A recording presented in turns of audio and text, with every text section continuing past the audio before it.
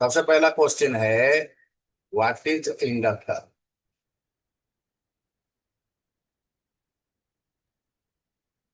Inductor क्या है? सुशील, तुमसे जवाब चाहिए। सुशील। इलेक्ट्रोमैग्नेटिक। हेलो हम्म, सर, सुनाई दे रहा है? हाँ सुनाई दे रहा है, बताओ।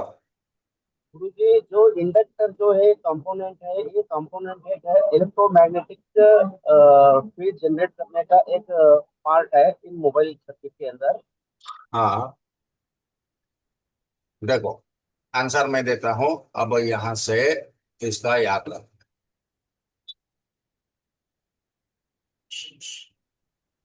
Inductor is a passive electrical या इलेक्ट्रॉनिक्स कंपोनेंट। समझ में आया? Inductor is a passive electrical और इलेक्ट्रॉनिक्स कंपोनेंट होता है। इसके आगे अगर हम चलते हैं, हाउ इट इज वर्क्स, ये कैसे काम करता है। Before we know about the working process, working process we have to know the internal construction। यानी कि काम करने का तरीका को जानने से पहले हमें इंडक्टर के अंदरूनी बनावट के बारे में जानना जरूरी है। जब हम अंदरूनी बनावट के बारे में नहीं जानेंगे तो काम करने का जो तरीका है वो हमें समझ में नहीं आएगा। Make make a few tons of enameled copper wire over a over a ferromagnetic material that is called a an inductor। समझ में आया क्या? समझ में आया क्या? समझ में आया क्या?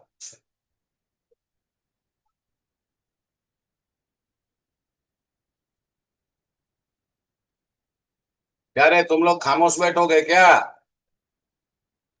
हाँ गुरुजी, में समझ में आ रहा है।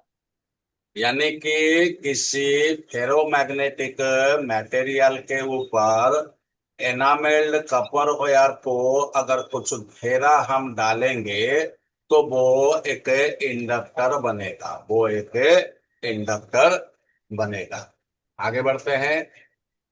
when we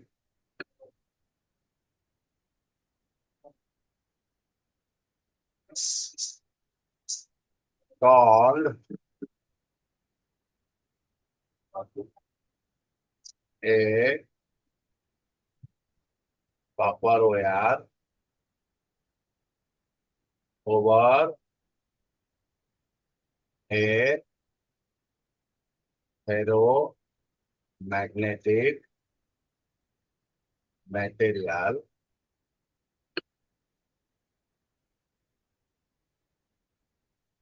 when we turn a copper wire over a ferromagnetic wire, then it creates magnetic field by the help of an external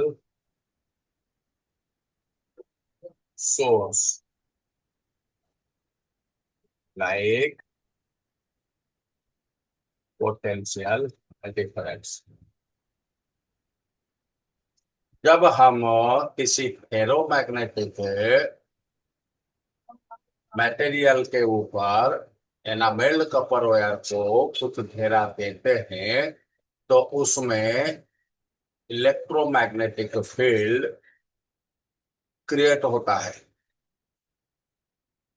जब हम उसके ऊपर कोई एक्सटर्नल फोर्स डालते हैं जैसे कि पोटेंशियल डिफरेंस, यानी कि जब हम करंट या वोल्टेज को किसी इंडक्टर के ऊपर प्रोवाइड करते हैं due to in presence of ferromagnetic material there is a magnetic field created by the copper wire.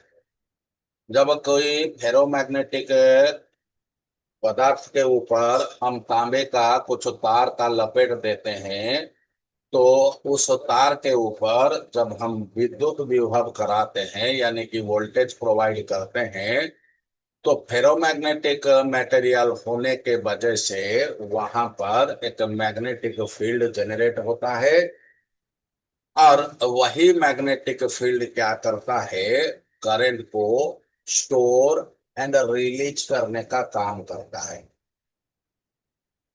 when power in then the inductor started to store electrical energy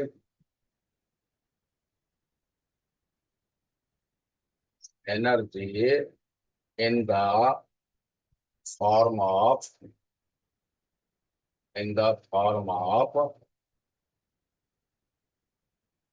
EMF। EMF समझ में आया? EMF समझ में आया क्या? Magnetical field. Electromagnetic field के माध्यम से ये इस इलेक्ट्रिकल एनर्जी को स्टोर करने लगता है and releases this energy when the current is disturbed। जब करंट को हम डिस्टर्ब करते हैं यानी कि बंद कर देते हैं तो उसी वक्त ये जो स्टोर किया गया एनर्जी को ये रिलीज करता है in the form of in the form of electrical energy.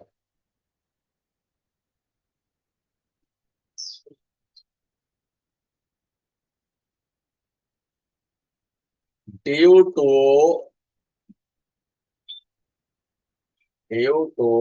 storing the inductor can increase voltage as well as current as its construction। Construction के हिसाब से इंडक्टर क्या करता है, जब एनर्जी को स्टोर करता है, तब उसी एनर्जी को वो हाई वोल्टेज या हाई करंट के तौर पर रिलीज करता है। वो हाई वोल्टेज या हाई करंट के तौर पर रिलीज करता है। अब वोल्ट हाई बनेगा या करंट हाई बनेगा, ये इसकी निर्माण के ऊपर, यानी कि इसकी कंस्ट्रक्शन के ऊपर, यानी कि इसकी बनावट के ऊपर निर्भर करता है। इसकी बनावट के ऊपर निर्भर करता है। तो इन समरी हमको क्या मिला? समरी के तौर पर हमें क्या मिला? ना inductor can increase or decrease the electrical potential as it construction construction के हिसाब से इंडक्टर पोटेंशियल डिफरेंस को कम या ज्यादा कर सकता है। समरी में हमको ये मिला। कोई सवाल? कोई सवाल है? कोई सवाल है? नहीं गुरुजी। चल, यहां से आगे बढ़ते हैं। तो यहां पर देखते हैं इंडक्टर क्या है। इंडक्टर एक पैसिव इलेक्ट्रॉनिक्स कंपोनेंट है जो इलेक्ट्रिकल एनर्जी को मैग्नेटिक फील्ड के रूप में स्टोर करता है जब इसमें करंट फ्लो होता है। जब इसमें करंट फ्लो होता है। इंडक्टर की कुछ की कैरेक्टरिस्टिक, यानी कि कुछ उसका गुण होता है, उसके बारे में हम जानते हैं। सबसे पहला कैरेक्टरिस्टिक आया इंडक्टेंस। इंडक्टर की ability to store energy in a magnetic field, जो कि हेनरी में मेजर की जाती है, इसको कहते हैं इंडक्टेंस। इंडक्टर की एबिलिटी जो कि स्टोर करने का क्षमता को दर्शाता है, जिसको हम हेनरी के माध्यम से मापते हैं, तो उसको कहते हैं इंडक्टर। इसके बाद आते हैं कोर मटेरियल। कोर मटेरियल क्या है ना? अभी हमने पढ़ा कि अगर किसी फेरोमैग्नेटिक मटेरियल के ऊपर एनामेल्ड कपर वायर को अगर हम कुछ फेरा लपेट देंगे, लपेट के उसके ऊपर जब हम विद्युत प्रवाह करेंगे, तो उसमें इलेक्ट्रोमैग्नेटिक फील्ड क्रिएट हो। तो यही फेरोमैग्नेटिक मटेरियल को कोर मटेरियल भी कहा जाता है। इंडक्टर का कोर अलग अलग मटेरियल से बना हो सकता है, जैसे कि एयर हो गया, आयरन हो गया, या फेराइटी हो गया। एयर के माध्यम से भी इंडक्टर बनाया जा सकता है, आयरन के माध्यम से भी इंडक्टर बनाया जा सकता है, और फेराइटी के माध्यम से भी इंडक्टर बनाया जा सकता है। और जो कोर मटेरियल होता है, वो तुम्हारा इंडक्टेंस को इन्फ्लुएंस करता है, यानी कि अलग अलग कोर मटेरियल के माध्यम से जब हम इंडक्टर का निर्माण करते हैं, तो इनका प्रकृति अलग अलग होता है, इनका प्रॉपर्टी अलग अलग होता है, इनका कार्य करने की क्षमता जो होता है वो अलग अलग होता है। किसी में कम होता है, किसी में मीडियम होता है, किसी में ज्यादा होता है, किसी में इंडक्टेंस ज्यादा होता है, फ्रीक्वेंसी कम होता है, किसी में फ्रीक्वेंसी ज्यादा होता है, इंडक्टेंस कम होता है। और ये सारा जो दारोमदार है, ये सारा चीज जो है कोर मटेरियल के ऊपर निर्भर करता है, क्योंकि तार तो हमें कपर का ही लपेटना है। वो चाहे लोहा का हो, चाहे प्लास्टिक का हो, चाहे फेराइटी का हो, चाहे कार्बन का हो, चाहे एयर का हो चाहे माइका का हो, तो कोई भी कोर मटेरियल जब हम लेके उसके ऊपर तार को लपेटते हैं, लपेट के जब हम उसमें विद्युत का प्रवाह करते हैं, तो इस टाइम क्या होता है, अलग अलग फ्रीक्वेंसी बनता है और अलग अलग अमाउंट ऑफ इलेक्ट्रोमैग्नेटिक फील्ड जो है इसके अंदर स्टोर होता है। इसके बाद आते हैं वाइंडिंग। कपर वायर के कॉइल से बना होता है जो कोर के अराउंड वुंड होते हैं, यानी कि तांबे के तार के माध्यम से कॉइल बनाया जाता है, जो कॉइल किसी कोर मटेरियल के चारों तरफ लपेटा जाता है। कहाँ इस्तेमाल होता है एप्लीकेशन? इंडक्टर का use power management circuit, filter circuit, signal processing और ट्यूनिंग सर्किट में इस्तेमाल होता है। कितने तरह का होता है? कितने तरह का होता है? इंडक्टर कई तरह तरीकों से हो सकते हैं और इन्हें उनके डिजाइन और एप्लीकेशन के आधार पर क्लासिफाई किया जा सकता है। यहाँ कुछ प्रमुख प्रकार के इंडक्टर है। सबसे पहला नंबर पर आता है एयर कोर इंडक्टर। डिस्क्रिप्शन क्या है? इनमें कोई मैग्नेटिक कोर नहीं होता है, सिर्फ हवा इसके अंदर होता है। और ये कहाँ इस्तेमाल होता है? हाई फ्रिक्वेंसी सर्किट यानी कि रेडियो फ्रिक्वेंसी सर्किट या ऑडियो फ्रिक्वेंसी सर्किट, इनमें एयर कोर इंडक्टर का इस्तेमाल होता है। तो ज्यादातर अगर हम एयर कोर इंडक्टर को ढूंढने जाएंगे तो हमें कहाँ मिलेगा? सुशील, कहाँ मिलेगा एयर कोर इंडक्टर? अगर मोबाइल के मदरबोर्ड में हम ढूंढने जाए तो हमें कहाँ मिलेगा? कहाँ मिलेगा? आवाज नहीं आ रहा है। ज्यादातर हमें ऑडियो सेक्शन में और नेटवर्क सेक्शन में मिलेगा। उसके बाद आते हैं आयरन कोर इंडक्टर। डिस्क्रिप्शन क्या है? इनका कोर आयरन का बना होता है जो मैग्नेटिक फील्ड को कंसर्न।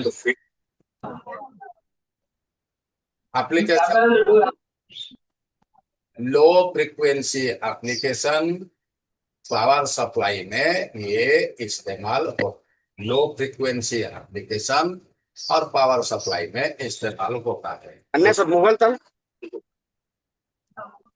3 नंबर पे आते हैं तो 3 नंबर पे हमें मिलता है फेराइटी कोर इंडक्टर। डिस्क्रिप्शन क्या है? इनका कोर फेराइटी मटेरियल का बना होता है जो मैग्नेटिक लॉसेस को कम करता है, और ये हाई फ्रीक्वेंसी में हाई फ्रीक्वेंसी एप्लीकेशन में इस्तेमाल होता है, जैसे कि ईएमआई फिल्टरिंग। इस तरह के जगह में ये फेराइटी कोर इस्तेमाल होता है। 4 नंबर पे हम अगर आते हैं तो 4 नंबर पे हमें जो कॉइल मिलता है, जो इंडक्टर मिलता है, इसको कहते हैं टोरॉइडल इंडक्टर।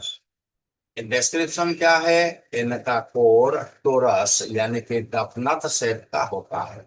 इनका कोर टोरस यानी कि डफनत सेट का होता है जो मैग्नेटिक फील्ड को एफिशिएंटली कंटेंट करता है।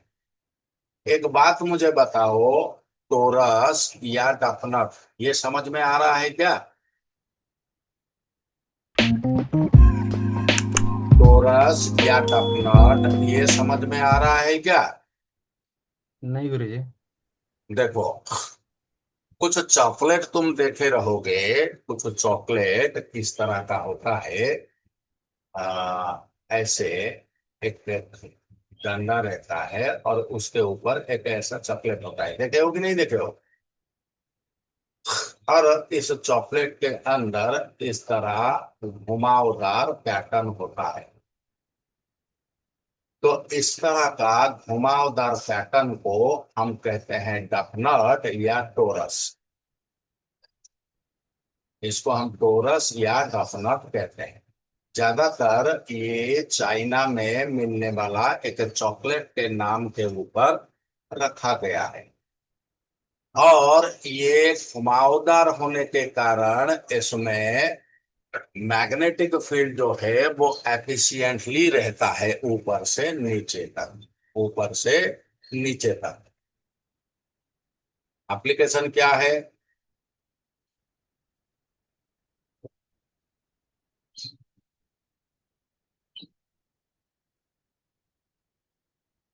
अरे यार, ये लकीर कहाँ से आ गया? चलो कोई बात नहीं, लकीर को बाद में हम देखें। और टोरॉइडल इंडक्टर कहाँ इस्तेमाल होता है? पावर सप्लाई में, ट्रांसफार्मर में इसका इस्तेमाल होता है। इसके बाद आते हैं 5 नंबर पे, मल्टी लेयर चीप इंडक्टर। ये छोटा साइज का होता है, सरफेस माउंट इंडक्टर होते हैं जो मल्टीपल लेयर में लपेटे जाते हैं। कहाँ इस्तेमाल होता है? पोर्टेबल इलेक्ट्रॉनिक्स डिवाइस जैसे कि मोबाइल फोन, इसमें मल्टी लेयर चिप इंडक्टर का इस्तेमाल होता है। इसके बाद आता है 6 नंबर पे, मोल्डेड इंडक्टर। इनमें इंडक्टर वाइंडिंग को मोल्डेड प्लास्टिक या एपॉक्सी के माध्यम से एम्बेडेड किया जाता है। High current application automotive electronics में ये इस्तेमाल होता है।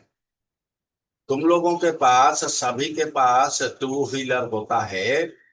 जब लाइट में कोई प्रॉब्लम आता है तो वो जो गैरेज का मिस्त्री होता है वो तुम्हारा मैग्नेटिक उस डिस्क को खोलता है और उसके अंदर गोंद से भरा हुआ एक कॉइल रहता है। वही गोंद से भरा हुआ कॉइल जो होता है उसको कहते हैं मोल्डेड इंडक्टर। इंडक्टर्स के और भी बहुत तरीके हो सकते हैं जो स्पेसिफिक रिक्वायरमेंट्स और एप्लीकेशन के लिए डिजाइन किए जाते हैं। हर एक टाइप में अंतर क्या होता है? What is the difference in between each types? हर एक टाइप के भीतर अंतर क्या है? इंडक्टर्स के अलग अलग टाइप्स होते हैं जो उनके डिजाइन, मटेरियल और एप्लीकेशन के आधार पर इनको कैटेगराइज किए जाते हैं। हर एक टाइप के इंडक्टर की यूनिक कैरेक्टरिस्टिक और यूसेज होते हैं। यहाँ कुछ प्रमुख टाइप्स और उनमें अंतर दिया गया है। अगर एयर कोर इंडक्टर को देखें, मैग्नेटिक कोर के बिना सिर्फ एयर होता है और फ्रीक्वेंसी इसमें हाई फ्रीक्वेंसी होता है, हाई फ्रीक्वेंसी सर्किट में यूज होता है। एडवांटेजेस क्या है? ना इसमें मैग्नेटिक लॉस कम होते हैं या होते ही नहीं है। इनमें मैग्नेटिक लॉस कम होते हैं या होते नहीं है। और डिसएडवांटेजेस क्या है? इंडक्टेंस वैल्यू बहुत ही लो होता है, क्योंकि इंडक्टर तभी इंडक्टेंस वैल्यू को प्रोड्यूस करता है, इंड्यूस करता है, जब उसके अंदर कोई फेरोमैग्नेटिक कोर होता है। अगर एयर कोर को हम देखें तो इसमें कोई फेरोमैग्नेटिक कोर नहीं है, और जब मैग्नेटिक कोर है ही नहीं तो क्या इस टाइप के इंडक्टर में मैग्नेटिक लॉस होगा? अगर इसमें कोई भी मैग्नेटिक कोर नहीं है तो एयर कोर इंडक्टर में मैग्नेटिक लॉस हो सकता है क्या?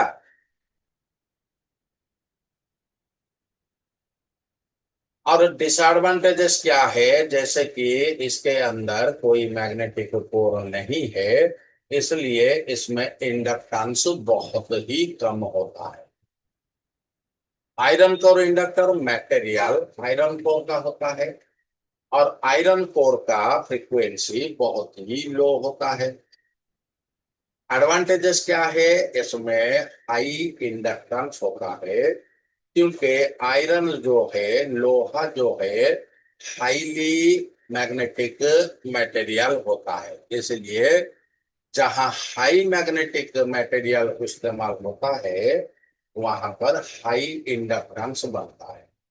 तो अगर लोहे के माध्यम से किसी इंडक्टर का हम निर्माण करते हैं तो इसमें इंडक्टेंस ज्यादा होने के कारण इनमें फ्रीक्वेंसी कम होता है, इनमें फ्रीक्वेंसी कम होता है। अगर इंडक्टेंस बढ़ेगा तो फ्रीक्वेंसी घटेगा, अगर फ्रीक्वेंसी बढ़ेगा तो इंडक्टेंस तुम्हारा घटेगा। तो इसमें खासियत क्या है? इसमें खासियत है हाई इंडक्टेंस वैल्यू। इसमें जो वैल्यू होता है वो हाई इंडक्टेंस होता है। और डिसएडवांटेजेस क्या है? मैग्नेटिक लॉसेस ज्यादा होते हैं, यानी कि इसमें हाई इंडक्टेंस जब होता है तो इसके अंदर इलेक्ट्रॉन्स जो है बहुत ज्यादा ड्रिफ्ट करते हैं।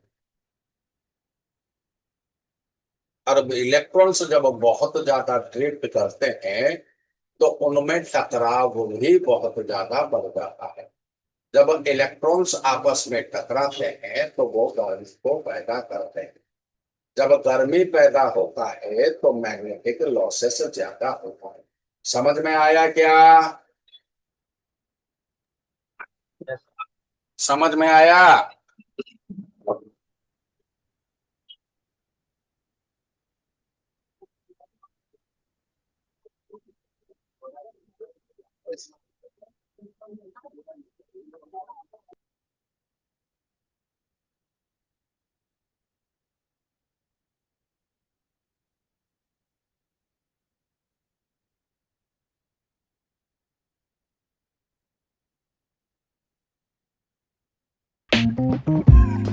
समझ में आया? आगे बढ़े,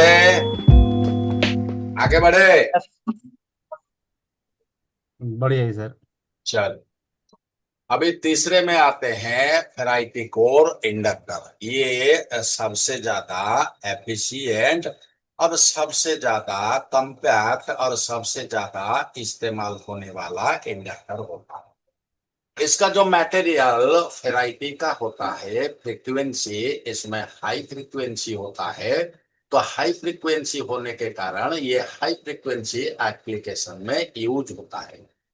दो चीजों को हमने देखा, एक एयर कोर इंडक्टर जिसमें हाई फ्रीक्वेंसी होता है लेकिन उसमें फेरोमैग्नेटिक मटेरियल नहीं होता है, और दूसरे को हम देखते हैं फेराइटी कोर इंडक्टर, इसमें फेरोमैग्नेटिक मटेरियल होता है। इसके बावजूद भी ये हाई फ्रीक्वेंसी एप्लीकेशन में इस्तेमाल होता है। एडवांटेजेस क्या है? मैग्नेटिक लॉसेस कम होता है क्योंकि इसका कोर जो होता है वो हाई फ्रीक्वेंसी का होता है, और हाई एफिशिएंसी होता है, यानी कि बहुत ज्यादा दिन तक चलने वाला होता है। इसमें डिसएडवांटेजेस क्या है? लिमिटेड पावर को हैंडल करने का कैपेसिटी होता है। जैसे कि मैंने कहा, ये कम्पैक्ट डिजाइन होता है, छोटा साइज होता है, इसमें हाई फ्रीक्वेंसी होता है, इसलिए ये कुछ लिमिटेड सेक्शन में लगाया जाता है।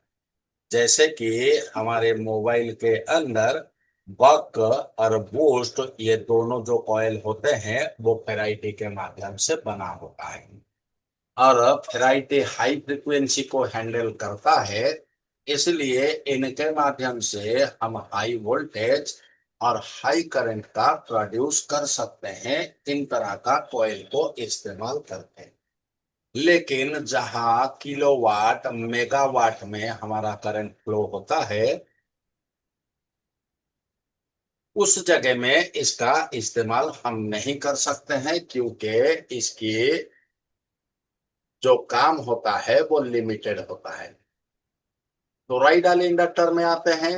मटेरियल जो होता है वो टोरॉइडल होता है या टफनफ शेप का कोर होता है। फ्रीक्वेंसी इसके अंदर वेरिड एप्लीकेशन, इसका जो फ्रीक्वेंसी होता है वो वैरी करता है, both low and high frequency. जरूरत के मुताबिक ये अपने फ्रीक्वेंसी को कम या ज्यादा कर सकता है। एडवांटेजेस क्या है? लो मैग्नेटिक इंटरफेरेंस, इसके अंदर टफनट का इस्तेमाल होने के कारण इसमें लो मैग्नेटिक इंटरफेस है और ये कम्पैक्ट डिजाइन भी होते हैं। डिसएडवांटेजेस क्या है? कॉम्प्लेक्स मैन्युफैक्चरिंग प्रोसेस, और इसको बनाना का जो तरीका होता है वो कॉम्प्लेक्स होता है, ये इसका डिसएडवांटेजेस होता है। 5 नंबर पे आते हैं multi layer chip inductor. Material multi layer of windings in A small chip. एक छोटे से फेराइटी कोर के ऊपर मल्टी लेयर यानी कि दो या दो से ज्यादा लेयर बनाया जाता है और दोनों लेयर से दो दो अलग अलग वाइंडिंग निकलते हैं और छोटा साइज होता है। Frequency portable electronics device mobile phone में ये इस्तेमाल होता है। एडवांटेजेस क्या है? कंपैक्ट साइज है, सरफेस माउंटेबल है यानी कि एसएनडी टाइप होता है। डिसएडवांटेजेस क्या है? Lower inductance value compare to larger inductor. Larger inductor के साथ अगर इसकी कंपैरिजन किया जाए तो इसमें इंडक्टेंस कम होता है। 6 नंबर पे आते हैं moulded inductor. Winding embedded in moulded plastic और एपॉक्सी। लोहे के ऊपर इसकी जो वाइंडिंग होता है वो मोल्डेड प्लास्टिक से या एपॉक्सी यानी कि गोंद के माध्यम से इसको कवर कर दिया जाता है। फ्रीक्वेंसी हाई करंट एप्लीकेशन, ये हाई फ्रीक्वेंसी होता है और हाई करंट एप्लीकेशन में इसका इस्तेमाल होता है। एडवांटेजेस क्या है? Robust design, high current handling. और ये रोबस्ट डिजाइन क्या है? रोबस्ट डिजाइन क्या होता है?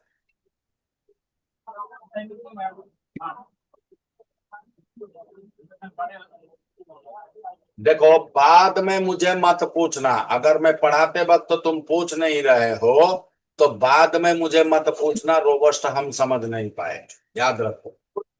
बता दीजिए वो रोबोट सीजर के मीनिंग क्या होता है वो भी बता दीजिए। रोबस्ट का मतलब होता है हाईली सिक्योर। रोबस्ट का मतलब होता है हाईली सिक्योर, यानी कि इस तरह का जो इंडक्टर होता है इसमें शॉर्टिंग और लीकेज का जो प्रोसेस होता है वो बहुत ही ज्यादा कम होता है। ये इतना सिक्योर होता है, इस वजह से इन तरह का जो इंडक्टर होता है वो ज्यादातर तुम्हारा व्हीकल कार वगैरह में इस्तेमाल होता है। क्योंकि एक गाड़ी की, अगर टू व्हीलर की अगर हम बात करें तो उसमें जो मैग्नेट होता है वो कितना तेजी से घूमता है। टू व्हीलर में जो मैग्नेट होता है वो कितना तेजी से घूमता है। जितना तेज में घूमेगा उतना हाई फ्रीक्वेंसी क्रिएट होगा। जितना हाई फ्रीक्वेंसी क्रिएट करेगा उतना ही उसमें वोल्टेज का फ्लो जो है, करंट का जो फ्लो है वो बढ़ता जाएगा। तो इसमें खतरा ज्यादा होता है, गर्म होने के कारण शॉर्ट अगर हो जाएगा तो व्हीकल में आग लग जाएगा। इसीलिए इनको रोबस्ट डिजाइन यानी कि हाईली सिक्योर कर दिया जाता है, जो कि जिसके वजह से ये खराब होने के बाद हमें कोई तकलीफ नहीं देता है और इसमें हाई करंट को हैंडल करने का ताकत होता है। डिसएडवांटेजेस क्या है? Heat dissipation issue. इसमें बहुत ज्यादा गर्मी बाहर निकलता है, इसका एक खराबी है, इसमें बहुत ज्यादा गर्मी जो है आउट होता है।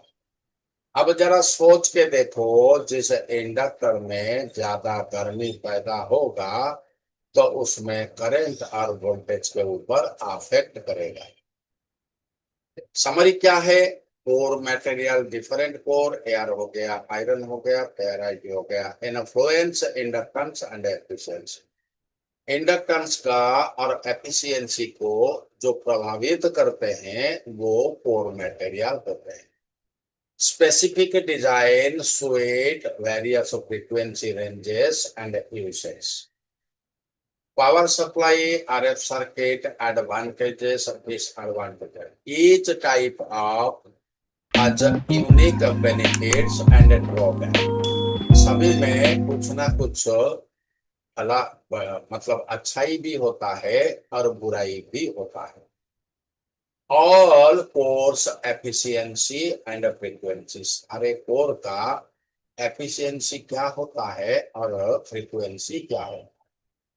यहां मैंने अलग अलग कोर्स के एफिशिएंसी और फ्रीक्वेंसी रेंजर को कंपेयर किया। AR core inductor efficiency moderate, fewer magnetical losses but lower inductance. इसके पीछे राज क्या है, क्यों एफिशिएंसी इसका गुड होता नहीं है, बैड भी होता नहीं है, लेकिन बीच में ये मॉडरेट होता है। ऐसा कारण क्या है?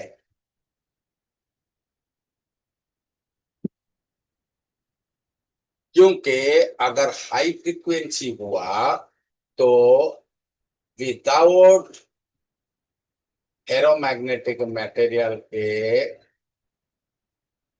जरिए अगर हाई फ्रीक्वेंसी जनरेट होगा तो इस तरह का इंडक्टर को हम लोग डायरेक्ट एसी या डीसी के लाइन में इस्तेमाल नहीं कर सकते। इन तरह का इंडक्टर को हम ज्यादातर ऑडियो फ्रीक्वेंसी और रेडियो फ्रीक्वेंसी में इस्तेमाल करते हैं। Frequency ranges, high frequency application, यानी कि इनमें जो फ्रीक्वेंसी बनता है वो मेगा हर्ट्ज में बनता है। इस वजह से आरएफ सर्किट हो गया, एंटीना मैचिंग सर्किट हो गया, तो इन तरह का सर्किट में एयर कोर इंडक्टर का इस्तेमाल होता है। आयरन कोर इंडक्टर एफिशिएंसी इसका मॉडरेट टू हाई होता है, यानी कि बीच में से ऊपर तक होता है, और इसमें लोहा होने के कारण इसका इंडक्टेंस बहुत ज्यादा होता है। इंडक्टेंस ज्यादा होने के बावजूद इनमें मैग्नेटिक लॉसेस भी ज्यादा होते हैं। फ्रीक्वेंसी, लो फ्रीक्वेंसी एप्लीकेशन, ये किलो हर्ट्ज की रेंज में जो चीज होते हैं उनमें इनका इस्तेमाल किया जाता है। इस वजह से तुम्हारा मोबाइल के अंदर कहीं भी तुम्हें आयरन कोर इंडक्टर देखने को नहीं मिलेगा, क्योंकि ये आकार में बड़े होते हैं, बहुत ज्यादा गर्मी पैदा करते हैं, मैग्नेटिक लॉसेस इसमें ज्यादा होता है, इंडक्टेंस भी ज्यादा होता है। Low frequency application power supply में और ऑडियो इक्विपमेंट में इसको इस्तेमाल किया जाता है। अंत में आते हैं फेराइटल कोर इंडक्टर। एफिशिएंसी हाई होता है, ना लो होता है ना मॉडरेट होता है, इसमें एफिशिएंसी सीधा सीधा हाई होता है। इसमें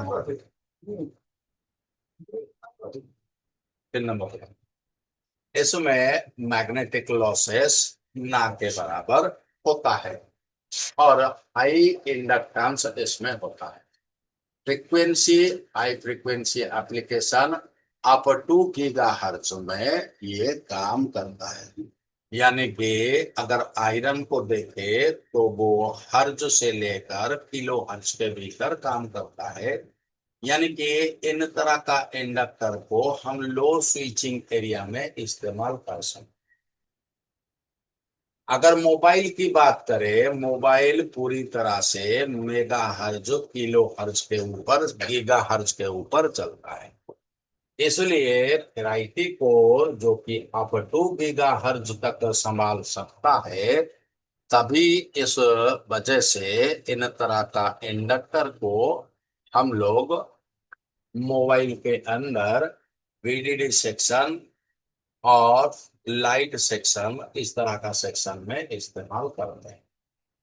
टोराइडल इंडक्टर वेरी हाई, ये हाई से भी हाई होता है, minimises electromagnetic interference. Electromagnetic interference जो होता है उसको वो कम करता है। Efficient use of magnetic field. इसके अंदर जो मैग्नेटिक फील्ड क्रिएट होता है इसको अच्छे से इस तरह का कॉइल इस्तेमाल करते हैं। Frequency ranges varied. इसका फ्रीक्वेंसी रेंजेस जो है वो वैरी करता रहता है। Suitable for both kilohertz and high frequency megahertz. इस वजह से जहां किलोहर्ट्ज का फ्रीक्वेंसी होता है और जहां मेगाहर्ट्ज का फ्रीक्वेंसी होता है दोनों जगह में इसको इस्तेमाल कर सकते। Multilayer chip inductor. इसका एफिशिएंसी हाई होता है। Optimised for compact high frequency application. और इसका जो निर्माण है इसका निर्माण को सीमित कर दिया गया है। कहाँ सीमित किया गया है ना, ये हाई फ्रीक्वेंसी एप्लीकेशन में इस्तेमाल होता है और इसका frequency high frequency application megahertz का रेंज होता है। पोर्टेबल डिवाइस मोबाइल फोन जैसे डिवाइस में ये इस्तेमाल होता है। इसके बाद आते हैं मोल्डेड इंडक्टर। एफिशिएंसी इसका हाई होता है और डिजाइन इसका रोबस्ट होता है और high current handling. Frequency ranges इसका भी वैरी करता है। Suitable for high current. High current के लिए ये अच्छा होता है। Application kilo hertz to mega hertz समझो। कोर टाइप देखते हैं, एफिशिएंसी देखते हैं, फ्रीक्वेंसी रेंज को भी देखते हैं। कोर टाइप हो गया एयर कोर, एफिशिएंसी हो गया मॉडरेट और फ्रीक्वेंसी रेंजेस हो गया मेगाहर्ट्ज।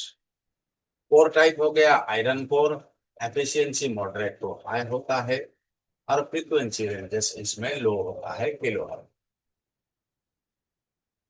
वैरायटी कोर हाई होता है और इसका frequency ranges up to gigahertz तक होता है। टोराइडल वेरी हाई होता है, varied from kilohertz to megahertz. Multilayer chip इसका भी फ्रीक्वेंसी हाई होता है जो कि मेगाहर्ट्ज। Moulded high. मोल्डेड जो होता है वो हाई होता है और वेरिड होता है, यह किलोहर्ट्ज से मेगाहर्ट्ज तक फ्रीक्वेंसी को संभाल सकता है। हर कोर टाइप के एफिशिएंसी और फ्रीक्वेंसी रेंजेस स्पेसिफिक एप्लीकेशन और डिजाइन रिक्वायरमेंट के अनुसार वैरी करते हैं। Frequency with accurate value. Certainly, here are a more detailed breakdown of the frequency ranges typically associated with each type of inductor core. Air core inductor efficiency moderate और frequency ranges 10 megahertz से लेकर several gigahertz तक हो सकता है। इस्तेमाल RF circuit में होता है जहां हाई फ्रीक्वेंसी रहता है दोनों तरह का एप्लीकेशन में ये इस्तेमाल होता है। आयरन कोर इंडक्टर इसका एफिशिएंसी मॉडरेट को हाई होता है और इसका फ्रीक्वेंसी का जो रेंजेस होता है वो महज 20 हर्ज से शुरू कर 200 किलो हर्ज के भीतर होता है। Power supply audio equipment low frequency application में इसका इस्तेमाल होता है। वैरायटी कोर इंडक्टर इसका एफिशिएंसी हाई होता है। फ्रीक्वेंसी रेंजेस 10 किलो हर्ट्ज से शुरू होकर several megahertz sometimes up to gigahertz तक जाता है। कहाँ इस्तेमाल होता है? EMI filtering, RF circuit, high frequency application. और ये ईएमआई फिल्टर क्या होता है? ये ईएमआई फिल्टर क्या होता है? कहाँ लगता है ईएमआई फिल्टर? ईएमआई फिल्टर कहाँ लगता है? आरएफ सेक्शन में गुरुजी ये डिस्प्ले कनेक्टर के पास है गुरुजी। डिस्प्ले के पास लगता है और कैमरा सेक्शन में भी लगता है जहां पर फ्रीक्वेंसी बहुत ज्यादा हाई होता है। ईएमआई ईएमआई का मतलब यहाँ होता है इलेक्ट्रोमैग्नेटिक इंटरफेरेंस। अगर यही ईएमआई शब्द रैम के लिए इस्तेमाल होगा तो इसका नाम बदल के हो जाएगा एक्सटर्नल मेमोरी इंटरफेस। लेकिन जब कैमरा और एलसीडी सेक्शन में लगता है तो इसका मतलब होता है इलेक्ट्रोमैग्नेटिक इंटरफेरेंस। जहां हाई फ्रीक्वेंसी होता है वहां पर इलेक्ट्रोमैग्नेटिक इंटरफेरेंस होता है। तो फिल्टर लगाने के वजह से ये इलेक्ट्रोमैग्नेटिक जो इंटरफेरेंस होता है वो खत्म हो जाता है, और खत्म होने के कारण इसके अंदर जो फ्रीक्वेंसी फ्लो करते हैं वो नीट एंड क्लीन होता है। RF circuit high frequency application में इस्तेमाल होता है। टोरॉइडल जो होता है एफिशिएंसी इसका वेरी हाई होता है, और फ्रीक्वेंसी रेंजेस इसका 1 किलो हर्ट्ज से शुरू करके कई गीगा हर्ट्ज मेगा हर्ट्ज तक पहुंचते हैं। पावर सप्लाई, ट्रांसफार्मर और वेरिड एप्लीकेशन जहां पर करंट वेरी होना पड़ता है उस जगह पे एप्लीकेशन में इसका इस्तेमाल होता है। एफिशिएंसी इसका मल्टीलेयर चिप एफिशिएंसी इसका हाई होता है, और फ्रीक्वेंसी रेंजेस जो है वो 10 मेगा हर्ट्ज से लेकर सेवेरल गीगा हर्ट्ज तक होता है। कहाँ इस्तेमाल होता है? Portable device, mobile phone, high frequency application में ये इस्तेमाल होता है। मोल्डेड इंडक्टर इसका फ्रीक्वेंसी रेंजेस हो गया 1 किलो हर्ट्ज से लेकर 100 megahertz. High current application automatic electronics में इस्तेमाल होता है। ये डबल हो गया है क्या? हाँ, डबल हो गया है। Most important inductor used in a mobile phone. Mobile phone में सबसे ज्यादा और इम्पोर्टेंट जो इंडक्टर इस्तेमाल होते हैं वो कौन सा होते हैं? In a mobile phone, the most commonly used inductors are high frequency inductor. सबसे ज्यादा मोबाइल फोन में जो इंडक्टर का इस्तेमाल होता है वो आमतौर पर हाई फ्रीक्वेंसी इंडक्टर होते हैं। These inductors are crucial for various functions। और यही जो इंडक्टर होते हैं वो अलग अलग काम को अंजाम देने के लिए बेहद जरूरी होता है, including managing power supply, supporting fast charging, and ensuring stable signal transmission।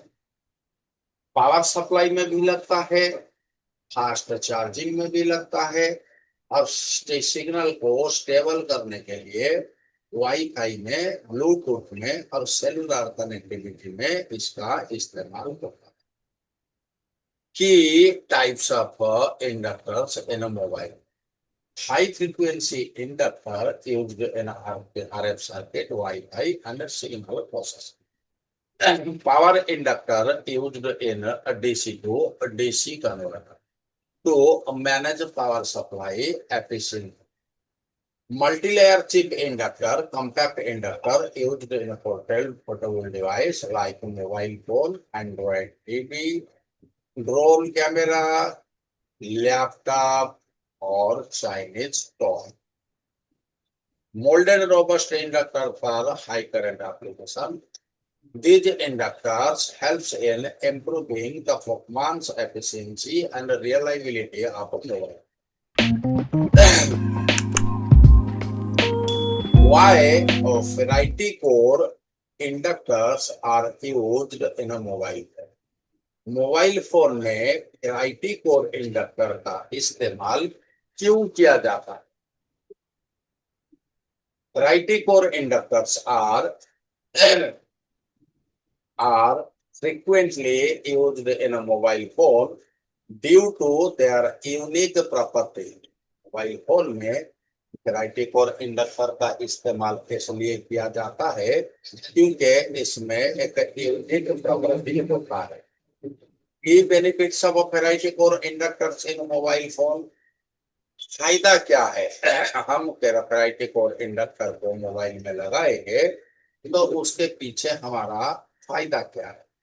High permeability होता है, ferrite material have a high magnetic permeability, which allow for efficient magnetic flux conduction. इसमें हाई मैग्नेटिक परमेबिलिटी होता है, जिस वजह से ये magnetic flux को, यानी कि जो ईएमएफ बनता है, जो इलेक्ट्रोमैग्नेटिक फील्ड इंड्यूस होता है, तो उसको अच्छे से पकड़ के अब छोड़ने का काम ये करता है, resulting in a better inductance and performance in high frequency, जिसके कारण हमें हाई इंडक्टेंस और बेटर परफॉर्मेंस मिलता है।